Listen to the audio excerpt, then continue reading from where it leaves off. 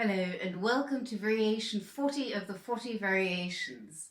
I still very much remember making the videos on the theme and the first variation. Those were my first tutorials, the first tutorials I ever recorded. And now here I am at variation 40, and I have to say it's been an amazing journey. And I'd like to take the opportunity to thank you all for your support and your inspiration in your comments. You've made it alive and interesting for me and lots of fun, and also helped me through hard times. So my thanks to all of you for your support. For those of you who would like to dive deeper into bow technique, I would like to recommend the program Bow Like a Pro. I teach all these 40 variations there as well, but I go into more detail, and it's altogether a bigger program. You get one-on-one feedback video lessons with me, and you get a program that covers every aspect of bow technique, and it's also an ongoing program. I continue to make tutorials there and teach there. So for those of you who are interested, I have the link in the description. Now let's get to work on variation 40. Variation 40 is Ricochet Arpeggios, again, now going over 4 strings. And if Ricochet is new for you, I would recommend that you work through the variations 20, 25, 26 and 32 first, because those are the Ricochet variations, and I teach you how to build up the Ricochet, and you'll get a very good grounding in Ricochet.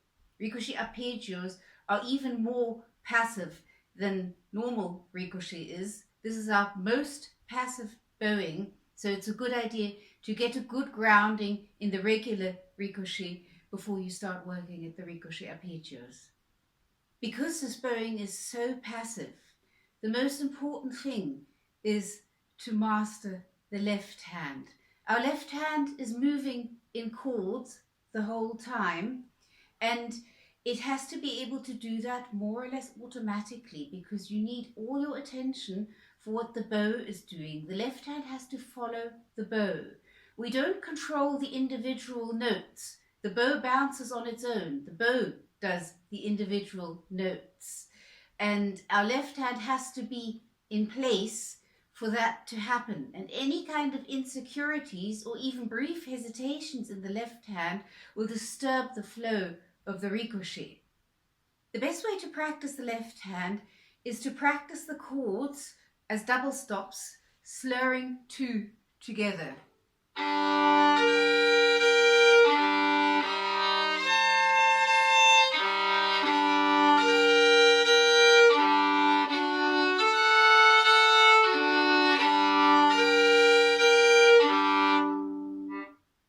It's normal to spend most of one's practicing time on this. When I practice this variation, most of the time I spend practicing exactly that. It's the best way to master the left hand, and the more secure the left hand is, the better your Ricochet Arpeggios will be. Important, also practice it the other way around, starting up bow on the top notes.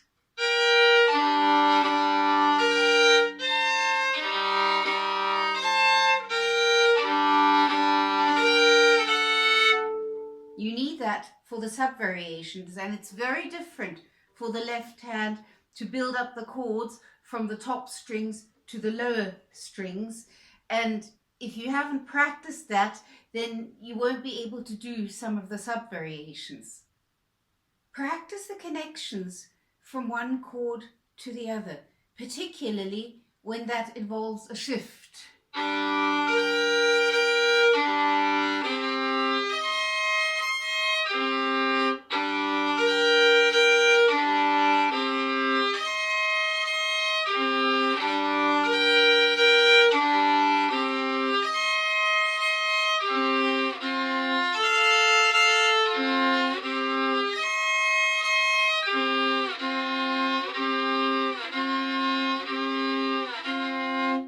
Those connections have to be smooth, because any jerky movement from your left hand will disturb the flow of the ricochet. So make sure you practice the connections from one chord to the next, particularly if it shifts, and going back and forth between two chords will make the connection nice and smooth. This method of practicing the left hand, slurring two double stops together like I just demonstrated, that has to be practiced every day, no matter how secure you become, because it's not that easy in this variation.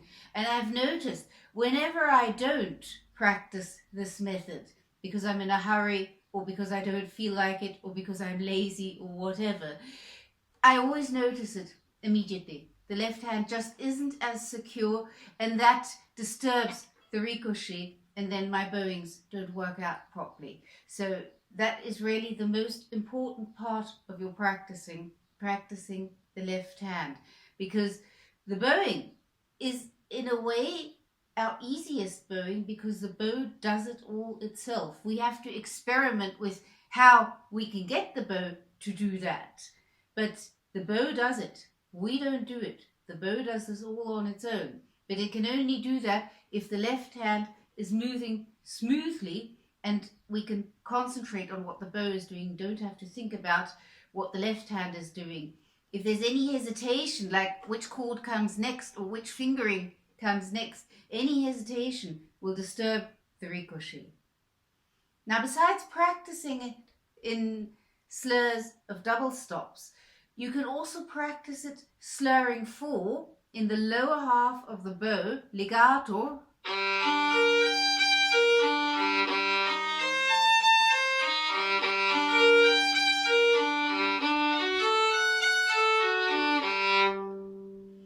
and play that a little bit as double stops, because that will help you with the intonation. We can hear intonation better in double stops, and our hand remembers things better in double stops. It will remember the chord progressions better if you practice it in double stops.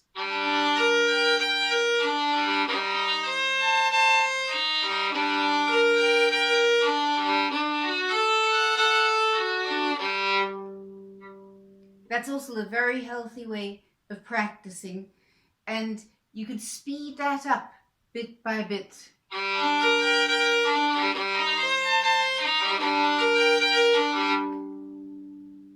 Notice how much weight you have on the string. That's why we play it in the lower half. We need quite a lot of weight, particularly as we speed it up even more.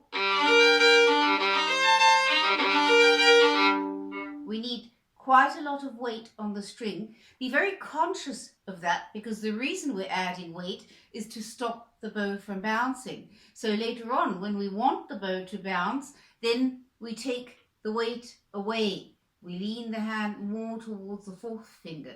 For adding the weight, we're leaning the hand towards the first finger. And the more conscious you are of adding the weight, the more conscious you'll be of not adding the weight when you want the bow to bounce.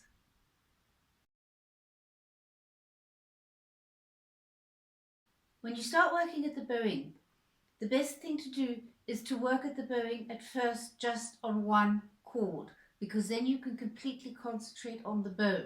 Once you've mastered the bowing, then you can work at playing the bowing with changing chords.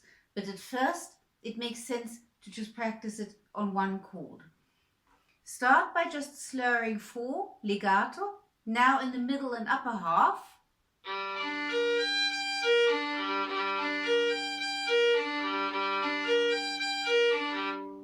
And speed that up.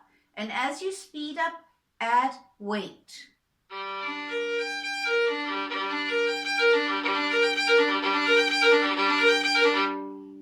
Notice how I use very little bow, not more than necessary. We don't want...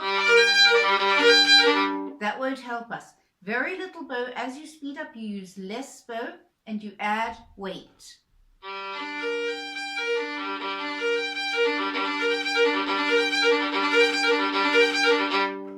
Notice how you're adding quite a lot of weight. We're doing that to stop the bow from bouncing.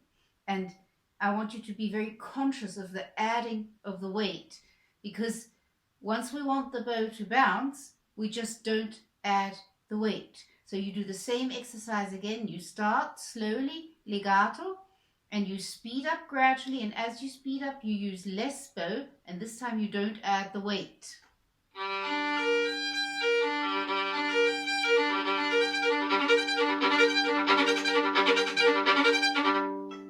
You'll notice the bow will bounce. It will be a little bit messy at first. That's not a problem. Just feel the bow bouncing. You have to, once you notice the bow wants to start bouncing, usually we notice that by experiencing a feeling of loss of control because the bow starts wanting to bounce. When you feel that, then you give an impulse on the first note of the down bows, the first one.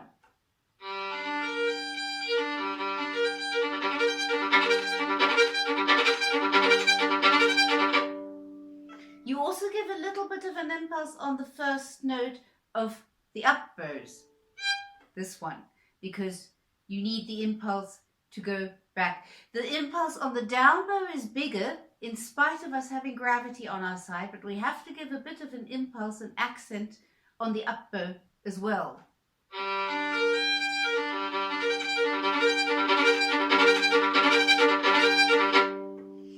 You'll have to experiment a little bit with how much of an impulse, because too much won't work and none at all also won't work. And that's something which one has to experiment with. One has to find that out for oneself. I can't tell you the exact dosage because it's also a little bit different with every bow. It will be different with a heavier bow than with a lighter bow, for example. So you'll have to experiment with that.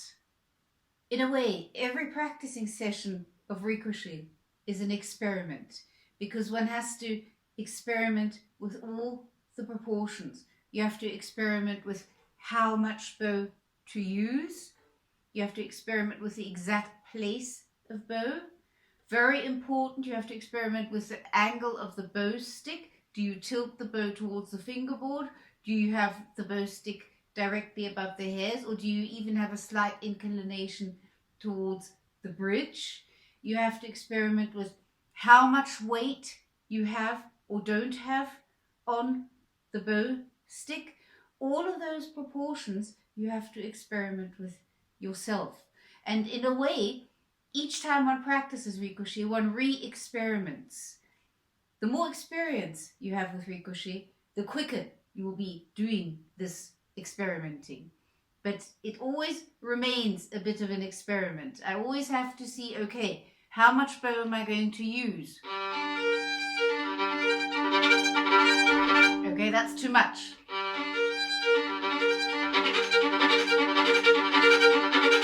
It's not quite enough. It's not sounding very good.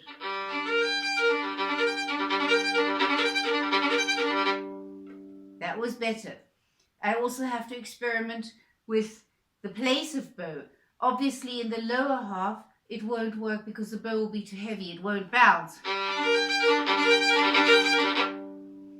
But too far up the bow,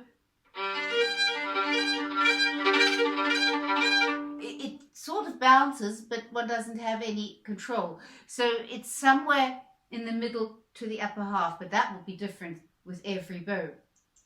The angle of the bow stick is very important, because if we tilt the bow towards the fingerboard, we reduce the tension on the hairs, and that will result in the bow bouncing less. Just by tilting my bow stick, I stopped the bow from bouncing. So we want it to bounce, so make sure that the bow stick is not tilted. It should be above the hairs, or even have a slight inclination towards the bridge.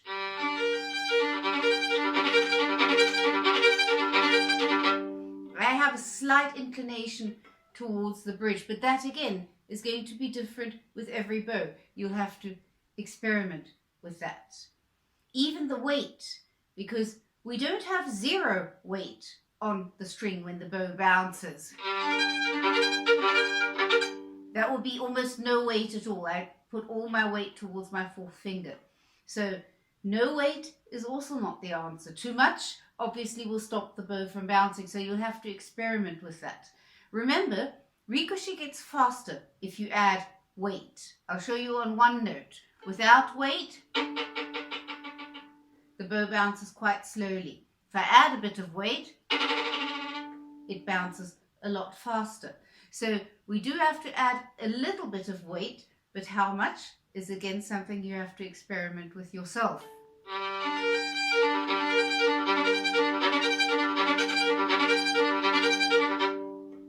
So all of this is what you have to experiment with. I personally enjoy this a lot. I like ricochet. I find it a lot of fun, and I enjoy this experimenting because one has to do that every time one practices ricochet. It just goes faster when you have more experience. But at first, when this is fairly new to you, give yourself lots of time to experiment with all the proportions so that you can find the ricochet. When you've found your ricochet, stay on one chord until you feel comfortable enough to switch to the next one. It doesn't matter when.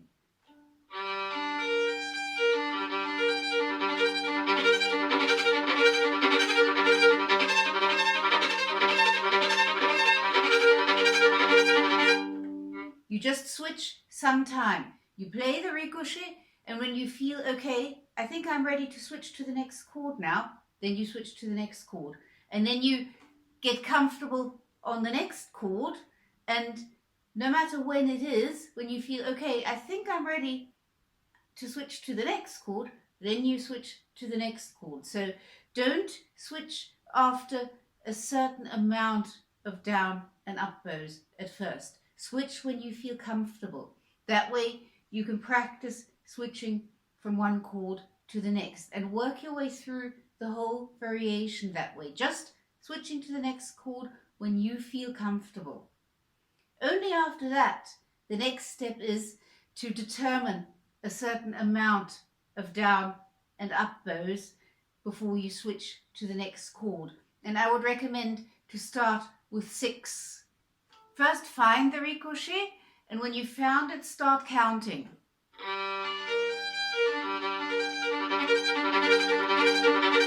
2, 3, 4, 5, 6.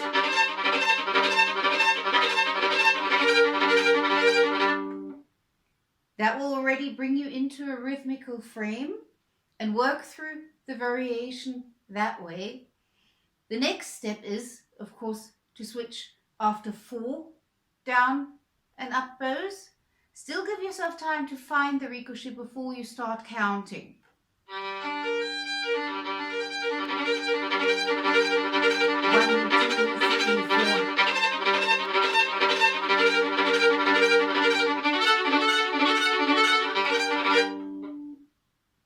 And then you switch after 3, and then you switch after 2.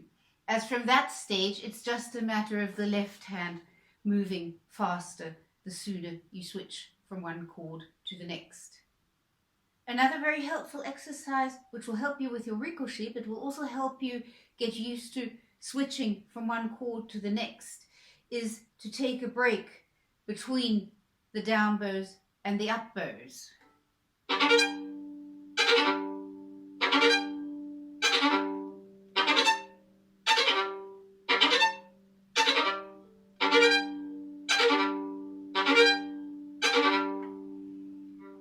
The good thing about this exercise is that it makes this impulse I talked about earlier very conscious, because you have to give an impulse, and you have to give an impulse on the up bow as well.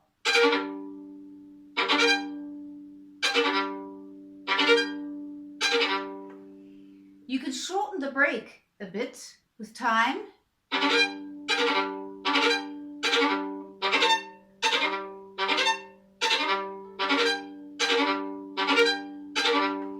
That's very helpful because you get used to the down bow and the up bow, and when you then put it together without starting legato first but going straight into the ricochet, you'll find it's a bit easier. So that's a bit easier if you've done to go straight into the ricochet. If you're having having a hard time jumping straight into the ricochet, what you do is you start legato again.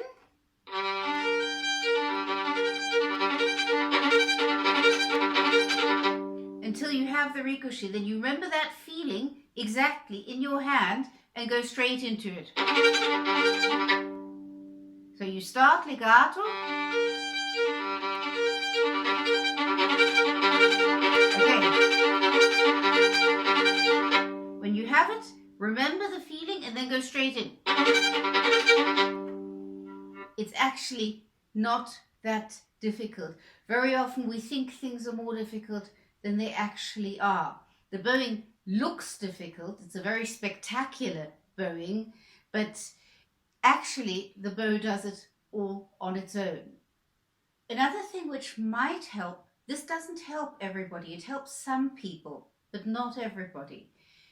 It might help to start with a slower ricochet and gradually speed it up.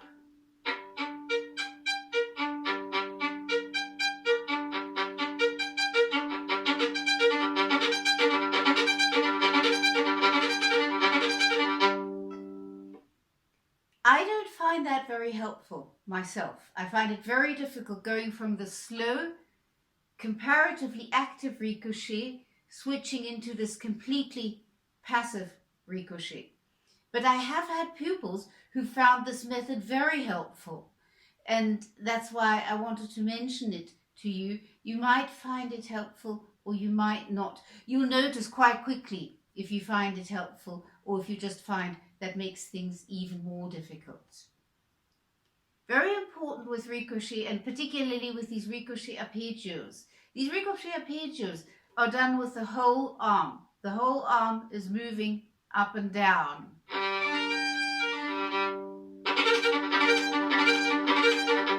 Basically, your arm and your bow is moving over to the E string and back to the G string in this frame.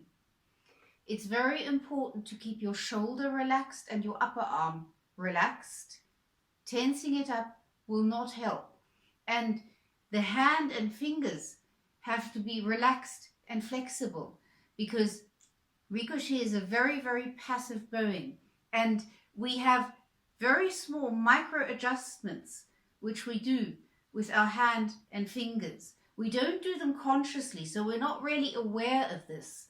But our hand and fingers have to be able to make these small micro adjustments. And that's only possible if hand and fingers are completely relaxed. So make sure when you practice this ricochet, in spite of it being a movement with the whole arm, that you remain completely relaxed. Shoulder, upper arm, and hand and fingers. Okay, I hope you find this useful. As always, let me know if you have any questions, and happy practicing.